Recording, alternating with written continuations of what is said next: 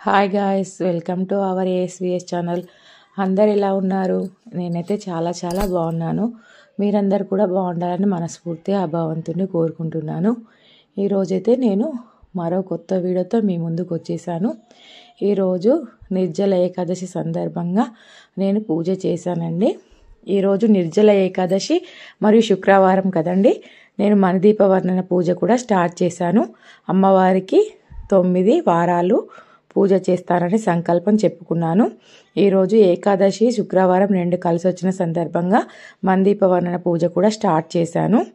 ఈ వీడియోని మీతో షేర్ చేసుకుందామని చెప్పి పోస్ట్ చేస్తున్నాను. నచ్చితే లైక్ చేయండి, సబ్స్క్రైబ్ కూడా చేసుకోండి. ప్లీజ్ మీరు ఇచ్చే ఒక్క లైక్ వల్ల నాకు ఇలాంటి చాలా వీడియోస్ చేయాలని చెప్పేసి ఇంట్రెస్ట్ అనిపిస్తుంది. Please friends, like, share, subscribe. ఇక వీడియోలోకి వెళ్ళిపోదాము. ముందుగా వెంకటేశ్వర స్వామికి పిండి దీపాలు అంటే చాలా ఇష్టం కదండి. స్వామివారికి ఇష్టమైన చందన దీపం తయారు చేస్తున్నాను. చందన దీపానికి ముందుగా బియ్యం పిండి, గంధము, బెల్లము, ఆవు నెయ్యి, పచ్చిపాలు, పాలతో కలిపితే చాలా బాగుంటుంది. వీలైతే అరటిపండు ఉంటే అరటిపండు కూడా వేయండి. ఈ ప్రమిదను ముందుగానే ముద్దలాగా చేసి పెట్టుకోవాలి. ఒక అరగంట ముందే కలిపి పెట్టడం వల్ల ప్రమిదలు విరగకుండా చాలా చక్కగా వస్తాయి. ఇవి స్వామివారికి పూజలో వెలిగించిన తర్వాత నెక్స్ట్ డే రోజు మా చెట్లల్లో కానీ లేదంటే ఆవుకు తినిపించండి, చాలా మంచిది. బయట తొక్కుడులలో వేయకూడదు. ఈ ప్రమిదలు విరగకుండా కొంచెం పాలు పోసుకుంటూ కలుపుకోవాలండి. ఇలా కలుపుకుంటూ మెత్తగా ఉండలాగా చేసి పక్కన పెట్టేసేయాలి. హాఫ్ అన్ అవర్ తర్వాత సాఫ్ట్గా మెత్తగా చాలా చక్కగా విరగకుండా ప్రమిదలు వస్తాయి. వచ్చిన తర్వాత ఈ ప్రమిదలలో 2గా తయారు చేసుకోవాలి. వీటికి గంధము, కుంకుమతో అలంకరణ చేసి గోవింద నామాలు కూడా పెట్టాను నేను. ముందుగా మీకు తెలుసు కదండి, నిర్జల ఏకాదశి అంటే నీరు కూడా తీసుకోకుండా మనం ఉపవాసం ఉంటే చాలా మంచిదండి. ఈ నిర్జల ఏకాదశిని భీష్మ ఏకాదశి అని కూడా అంటారు. ఒక రోజున భీముడు దగ్గరికి శ్రీకృష్ణుడు వేదవ్యాసుడు వచ్చినప్పుడు భీముడు అడుగుతాడు, ఏమని అంటే, పాండవులమందరము మేము ఈ వ్రతాన్ని ఆచరిస్తున్నాము, నేను మాత్రం ఈ వ్రతాన్ని చేయలేకపోతున్నాను, ఎందుకంటే నాకు అన్నం తినకుండా ఉండడం చాలా కష్టమని భీముడు శ్రీకృష్ణుని అడగగా అప్పుడు వేదవ్యాసుడు చెప్తాడు, సంవత్సరంలో 24 ఏకాదశులు ఉంటాయి, ఒకటి మాత్రం నిర్జల ఏకాదశి అని ఉంటుంది. నిర్జల ఏకాదశి రోజు నీరు కూడా తీసుకోకుండా ఉపవాసం ఉండడం వలన 23 ఏకాదశుల వ్రతాన్ని ఆచరించిన పుణ్య ఫలితం వస్తుందని చెప్పి వేదవ్యాసుడు భీమునికి చెప్పగా భీముడు కూడా అప్పుడు ఈ వ్రతాన్ని ఆచరిస్తారు. ఆచరించిన తర్వాత పాండవులు యుద్ధంలో గెలుస్తారు. ఇది అందరికీ తెలిసిందే కదండి. ఈ వ్రతాన్ని ఆచరించడం చాలా మంచిది. ఆరోగ్యం సహకరించని వాళ్ళు పాలు, పండ్లు కూడా సేవించి ఈ వ్రతాన్ని ఆచరించవచ్చు. లేదు మేము నీరు కూడా తీసుకోకుండా ఉండగలము, మాకు ఆరోగ్యం సహకరిస్తుంది అని అనుకునే వాళ్ళు నీరు కూడా ముట్టుకోకుండా ఉపవాసం చేసి మర్నాడు ద్వాదశి రోజు ప్రొద్దున ఉపవాసం విడిచేసి ఏదైనా అల్పాహారం తీసుకుంటే చాలా మంచి ఫలితాలు అయితే ఉంటాయి. ముందుగా నేనైతే ఒక పీటను ఏర్పాటు చేసుకున్నాను. దాని మీద బియ్యం పోసి పసుపు కుంకుమలు వేసి స్వామివారిని, అమ్మవారిని పూలతో అలంకరించాను. అమ్మవారికి కమలం అంటే చాలా ఇష్టం కదండి. అందుకే ఈ పింక్ కలరు కమలము నేనైతే వైజాగ్ నుండి శివ పూజ నీడ్స్ నుండి ఆర్డర్ పెట్టుకున్నాను. నేను కూడా వేరే వాళ్ళ యూట్యూబ్లో వీడియోలో చూశాను, వాళ్ళ లింక్ పంపిస్తే నేను కూడా ఆర్డర్ పెట్టుకున్నాను. ఇందులో అమ్మవారికి ఇష్టం కదండి, ఈ కమలంలో అమ్మవారిని కూర్చోబెట్టాను. తర్వాత స్వామివారికి కూడా ఇలాంటిదే రెడ్ కలర్ కమలంలో కూడా వెంకటేశ్వర్ల స్వామిని కూర్చోబెట్టాను. మనం ఏ పూజ చేసినా ముందుగా గణపతి పూజ చేయాలి కదండి. మా ఇంట్లో అయితే ఒకటి లోటస్ సిల్వర్ది లోటస్ ఫ్లవర్ ఉంటే దానిలో కూడా వినాయకుని కూడా కూర్చోబెట్టాను. ఈరోజు నిర్జల ఏకాదశి కదండి, అందుకే స్వామివారిని, అమ్మవారిని ఇద్దరిని పూజిస్తున్నాను. నేను చెప్పాను కదండి ఈరోజు మణిదీప వర్ణన పూజ కూడా చేస్తున్నానని చెప్పేసి, అందుకే శుక్రవారము ప్లస్ ఏకాదశి కలిసి వచ్చిన సందర్భంగా మణిదీప వర్ణన పూజ చేస్తున్నాను.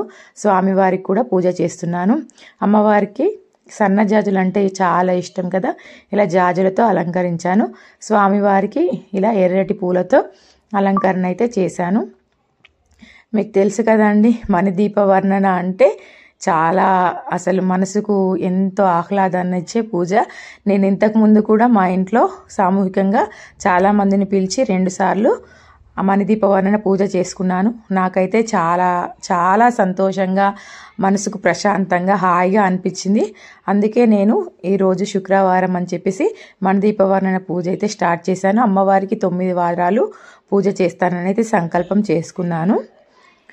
తర్వాత మణిదీపం అంటే తెలుసు కదండి, మన మణిద్వీపంలో అమ్మవారు ఎలా కనిపిస్తుందో అలానే ఉండాలని చెప్పేసి నేను ఈరోజు అలంకరణ చేసి కమలంలో అమ్మవారిని కూర్చుండబెట్టాను.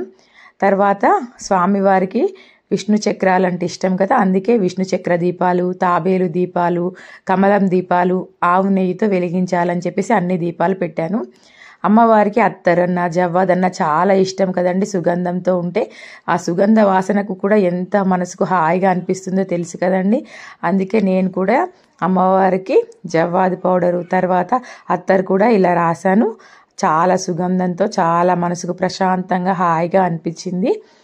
ఇలా చక్కగా వీలైనన్ని దీపాలు, మన ఇంట్లో ఎన్ని దీపాలు ఉంటే అన్ని దీపాలు అమర్చుకుంటే చాలా మంచిది. తర్వాత ఏ పూజ చేసినా గణపతిని చేసుకుంటాం కదండి. ఈరోజు నేను మణిదీపవర్ణన చేస్తున్నానని చెప్పేసి ముందుగానే గణపతిని, అమ్మవారిని, గౌరమ్మను కూడా చేసుకున్నాను. ఇది కూడా ఇక్కడ తమలపాకులో పెట్టేసి గౌరమ్మను తర్వాత గణపతిని కూడా పెట్టాను. ఎందుకంటే మనం గణపతి ఏ పూజ చేసినా గణపతి పూజ చేయాలి, తర్వాత గౌరమ్మను కూడా చేసుకోవాలి. అందుకే బొట్టు పెట్టి వస్త్రం వేసి అలంకరించాను. ముందుగా మనము పూజ చేసే ముందు గణపతి పూజ చేయడం అనేది ప్రధానము. తర్వాత చందన దీపాలు కూడా పెట్టానండి. అన్ని దీపాలు వెలిగించేసి మనము ఆచమనం అయితే చేసుకోవాలి. ఆచమనం అంటే తెలుసు కదండి, ఒకసారి స్వీకరించి 3 సార్లు వదిలేసి ఇంకొకసారి వదిలేసేయాలి. తర్వాత మన గోత్రము, మన కుటుంబ సభ్యుల పేర్లు చెప్పుకొని క్షేమ, స్థైర్య, ధైర్య, విజయ, అభయ, ఆరోగ్య, అష్టైశ్వర్య అని చెప్పేసుకొని పూజనైతే ప్రారంభిద్దాము.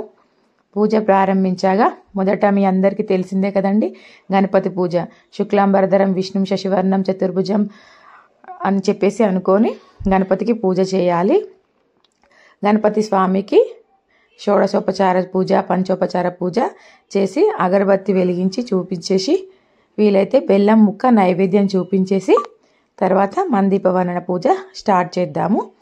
మన మణిదీపవర్ణన స్టార్ట్ చేసేటప్పుడు మనం ఎన్నిసార్లు పారాయణం చేయాలి అని సంకల్పం చెప్పుకుంటే అన్నిసార్లు పారాయణం చేయాలండి. నేనైతే ప్రతి వారం ఒకసారి మాత్రమే పారాయణం చేస్తానని చెప్పి అమ్మవారికి సంకల్పం చేసుకున్నాను. ఆ పారాయణంలో 34 శ్లోకాలు ఉంటాయి కదండి. ఒక్కొక్క లైన్కి ఒక్కొక్క పువ్వును సమర్పిస్తూ మణిదీపవర్ణన అయితే చదువుకున్నాను.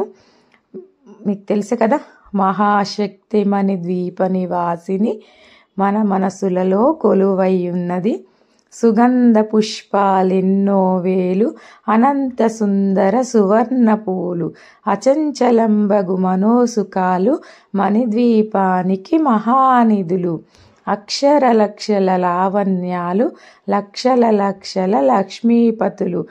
ఇలా అమ్మవారి పారాయణం చేసుకుంటూ ఒక్కొక్క పుష్పాన్ని అయితే నేను అమ్మవారికి సమర్పించానండి. అమ్మవారి మణిదీపవర్ణన చదువుతుంటే నాకైతే ఎప్పుడు చదివినా కూడా అంతే మనసుకు సంతోషంగా, హాయిగా అనిపిస్తుందండి. నేను చాలాసార్లు మణిదీపవర్ణన వేరే చోట్ల నూతన గృహంలో కట్టిన చోట కూడా 9 సార్లు పారాయణం చేస్తారు కదండి. మా గ్రూప్లో చాలామంది గృహప్రవేశం అప్పుడు ఇలా మణిదీపవర్ణన 9 సార్లు పారాయణం చేపిస్తారు. మేము ఎక్కడికి వెళ్ళినా 9 సార్లు మణిదీపవర్ణన పారాయణం చేస్తారు. నేను ఇంట్లో 9 సార్లు పారాయణం చేయడం నాకు కష్టం అనిపించింది. అందుకే ఒకసారి పారాయణం చేస్తున్నాను. అమ్మవారికి అయితే ముందుగా తాంబూలం సమర్పించాలండి. తమలపాకులు, అరటిపండ్లు, వక్కలు అమ్మవారికి సమర్పించి మణిదీపవర్ణన పూజ అయితే స్టార్ట్ చేశాను. చదివానండి. మహాశక్తి మణిద్వీప నివాసిని, ముల్లోకాలకు మూల ప్రకాశిని, మణిద్వీపములో మంత్రరూపిణి, మన మనసులలో కొలువైయుంది, సుగంధ పుష్పాలెన్నో వేలు, అనంత సుందర సువర్ణ పూలు, అచంచలంబగు మనోసుకాలు, మణిద్వీపానికి మహానిధులు, అక్షర లక్షల లావణ్యాలు, లక్షల లక్షల లక్ష్మీపతులు. మణిదీపవర్ణన అయితే పారాయణం చేస్తూ ఒక్కొక్క పుష్పాన్ని అమ్మవారికి సమర్పించాను. అమ్మవారికి ఎరుపు రంగు అంటే చాలా ఇష్టం కదా. ఈరోజు మొదటి వారం అని చెప్పేసి నేనైతే ఎర్రటి చీర కట్టుకున్నాను. అమ్మవారికి కూడా ఎర్రటి వస్త్రము, ఎర్రటి పూలతోనే పూజ స్టార్ట్ చేశాను. ప్రతి వారము ఒక పుష్పంతో ఒకసారి పారాయణం చేస్తానని చెప్పేసి 9 వారాల తర్వాత మాత్రం 9 రకాల పువ్వులు, 9 రకాల నైవేద్యాలు 9 మందికి పిలిచి తాంబూలం ఇస్తానని చెప్పి అమ్మవారికి సంకల్పం చేసుకున్నాను.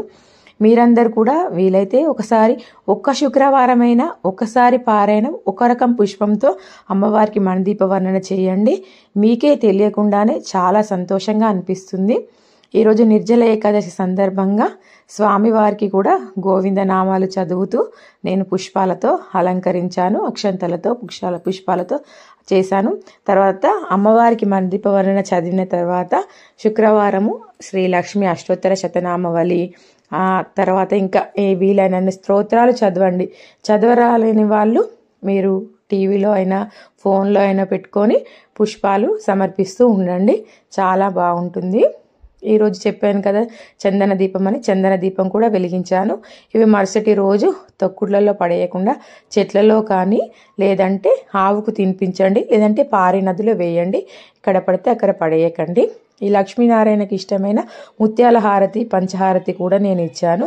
ఎందుకంటే స్వామివారికైనా అమ్మవారికైనా అలంకరణ ఇష్టము, తర్వాత ముత్యాల హారతి కూడా చాలా ఇష్టం అని చెప్పేసి నేను విన్నాను. అందుకే పంచహారతి, ముత్యాల హారతి కూడా ఇచ్చాను.